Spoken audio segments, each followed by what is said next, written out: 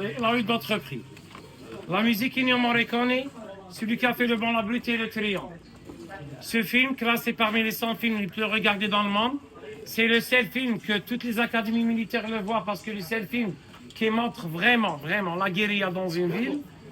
Et si vous vous rappelez, d'ailleurs en 92, George Bush, avant d'y aller en Irak, avec les militaires responsables américains, ont vu le film en Pentagone. Parce que, vu que les bonnes relations entre l'Algérie et Saddam Hussein à l'époque, ils pensaient qu'ils vont utiliser les mêmes techniques.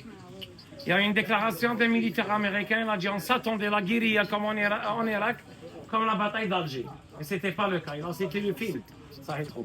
Si vous vous rappelez l'année dernière aux États-Unis, juin 2024, vous vous rappelez aux États-Unis quand les étudiants ont manifesté pour Gaza? Ils ont mis des tentes dans les jardins des universités. Vous vous rappelez de ça? Qu'est-ce qu'ils ont projeté comme film? La bataille d'Alger en anglais. Ouais. Ça arrive trop. Mes amis, la bataille d'Alger, je répète, filmé ici à la Casbah juste après l'indépendance, la réussite du film, le style vestimentaire n'a pas changé, les armes n'ont pas changé et tout. Et le réalisateur italien Gilles Pontecorvo a retracé les scènes, c'est-à-dire dans les mêmes endroits, il a filmé encore la scène, et les gens qui ont joué comme figurants, la plupart c'est des voisins, qui ont déjà vécu ça. Dans le film, on entend le colonel Massoudji aller la pointe toujours à la Casbah. Il se cache à la rue des Abderrahmane. Le nom de la rue Bessal Khdar, mes amis. Au fond, il y a une ancienne plaque, elle date de l'époque, rue des Abderrahmane.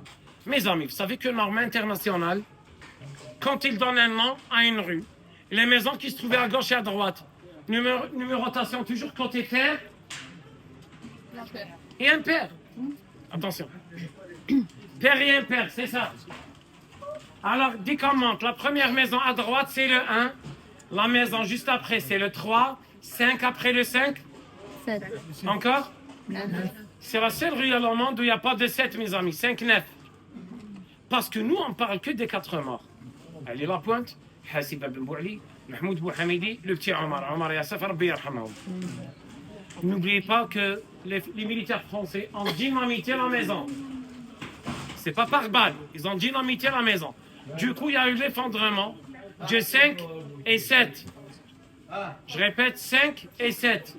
Il y a eu 24 morts, mes amis. Le bilan, 24. 20, c'est les voisins. Eh oui, aucun survivant, Allah yarhamahu. Comme on dit, fin de race.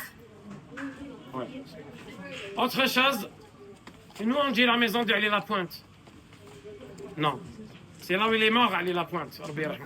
La maison appartenait à Boualem Moussaoui. C'est vos parents, ils étaient immigrés en France dans les années 60 et 70, ils connaissent ce nom. Boualem Moussaoui, qui était le premier ambassadeur d'Algérie en France juste après l'indépendance, désigné par Ben Bella. Et c'est la famille Moussaoui qui ont donné leur maison ruinée à l'État dans les années 80 pour qu'elle la transforme en musée. Autre chose, vous allez reconnaître la porte, mes amis, parce que là, il y avait le colonel Massou qui regardait la porte, puis l'arrivée de Bijar, il a dit bonjour mon général. Tout est en place. Ils ont commencé à regarder la porte. Et n'oubliez pas, mes amis, dans le film, on voit quand ils ont tiré sur la porte, ils sont rentrés, ils ont commencé à faire sortir les gens de leur chambre. C'est ça, on a vu ça dans le film. Ils rentrent, ils sont rentrés, ils ont commencé à faire sortir les gens, ils ont dynamité la maison, c'est ça. Yak. N'oubliez pas que l'attentat s'est déroulé le 8 octobre 57. La maison est tombée en ruine le jour même, en 57. En 65, la maison était encore en ruine. Comment ils ont fait le film? Elle était en ruine, la maison. Logiquement parlant, très bien, une autre maison ou un décor studio, c'est ça. Écoutez bien, il n'y a pas eu de tournage, mes amis. Le 8 octobre 57, l'arrivée des militaires, quand ils ont tiré sur la porte, il y avait les journalistes français qui sont rentrés avec eux, ils ont filmé l'intervention militaire. Toutes ces images d'archives ont été récupérées par le réalisateur Gilles Pontecorvo et les a mis dans le montage du film. Je vous donne un indice et regardez après. Quand les 4 sont rentrés dans la cachette, il y avait une 5e femme. Elle a fermé la cachette, elle s'est allongée comme si elle était malade. Okay.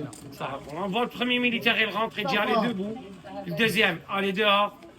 Elle se relève, elle se dirige vers la porte, puis elle sort, elle marche avec ses voisins. Elle marche avec ses voisins. Regardez, est-ce que c'est la même femme? C'est pas la même. À l'intérieur de la chambre, c'est l'actrice, même les images, c'était net. Et les autres, on voit qu'il y a des taches comme ça. Les images d'archives, ouais. Elle était enceinte, la vraie, dans le film, on la voit.